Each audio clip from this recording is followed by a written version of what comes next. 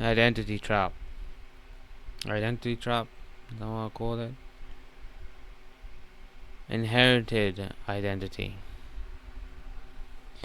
Inherited identity. When you get put on stories from your parents, from older people, and then you start believing these stories. For me, obviously, brown boy identity trap. When I was younger, went to school, I was told, just do the work.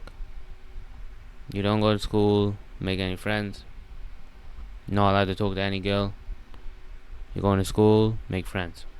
I struggled to make friends, struggled to talk to people, maybe because I had a lisp, speech impediment, dribbling problem. I still have a lisp.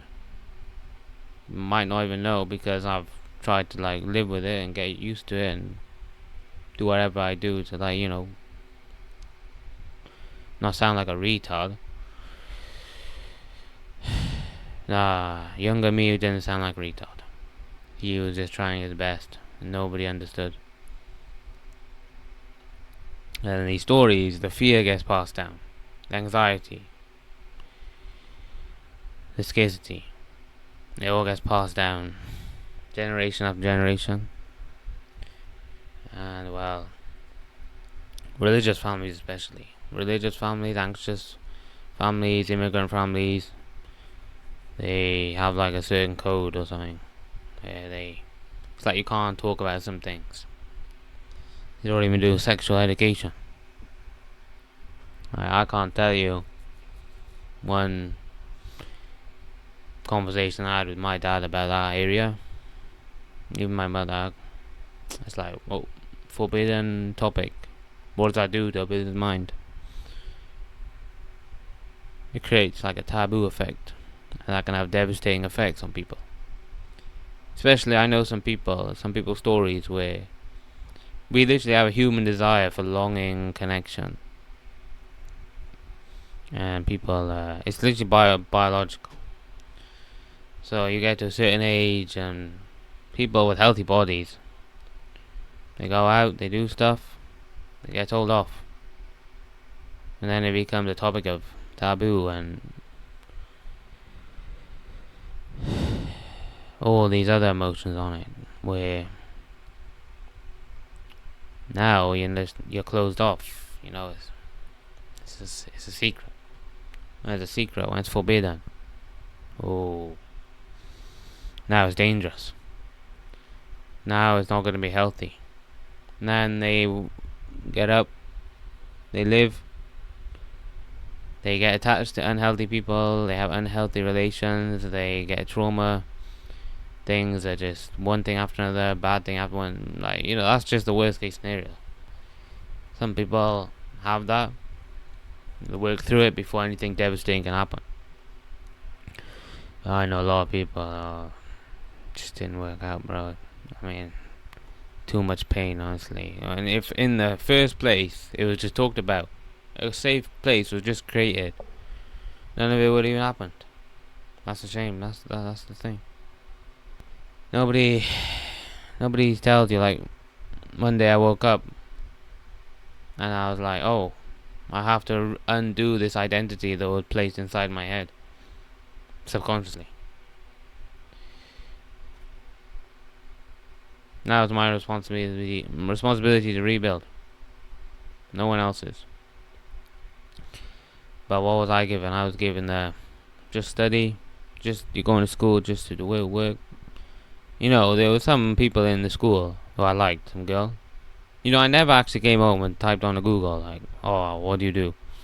Or I never actually thought how, because it wasn't even an option for me. It didn't even cross my brain.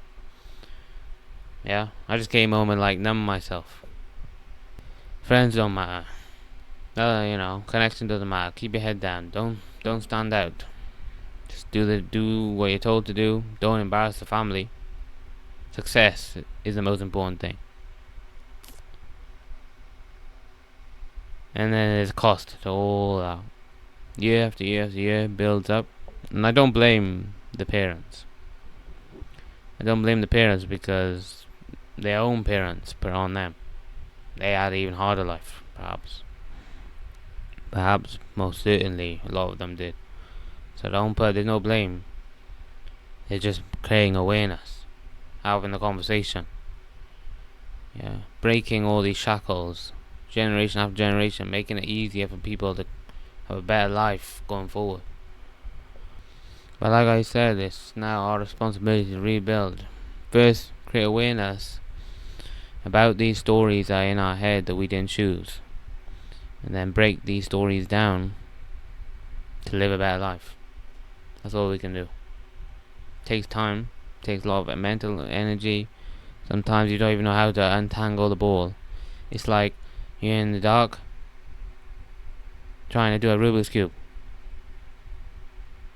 Imagine that.